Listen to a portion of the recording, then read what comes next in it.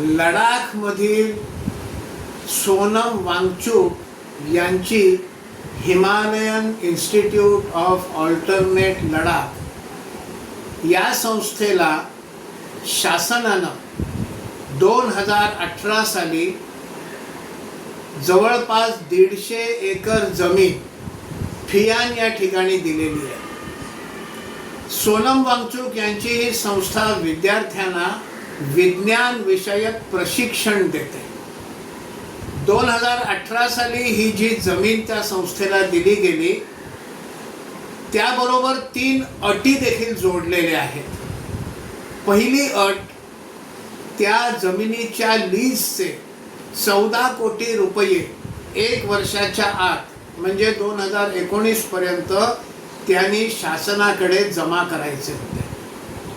दुसरी अट, त्या ठिकाणी त्यांनी एक इमारत 2 वर्षाच्या आत बांधायची होती. ही अट मात्र त्यांनी पूर्ण करून तिथे इमारत बांधलेली आहे.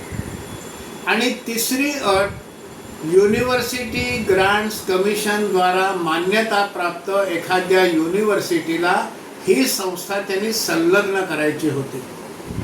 आज 7 वर्ष झाली जमीन दिल्याला, त्यांनी अजून ही संस्था एखाद्या मान्यता प्राप्त युनिव्हर्सिटीला संलग्न केलेली नाही आणि 14 कोटी रुपये देखील अजूनपर्यंत भरलेले नाहीत.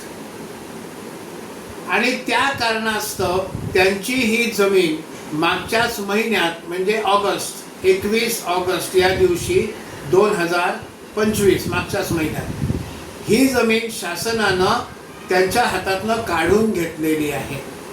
आता ही जी जमीन शासनानं काढून घेतलेली आहे हे तर उघडपणे सांगता येत नाही, कारण डिफॉल्टर तुम्हीच आहात.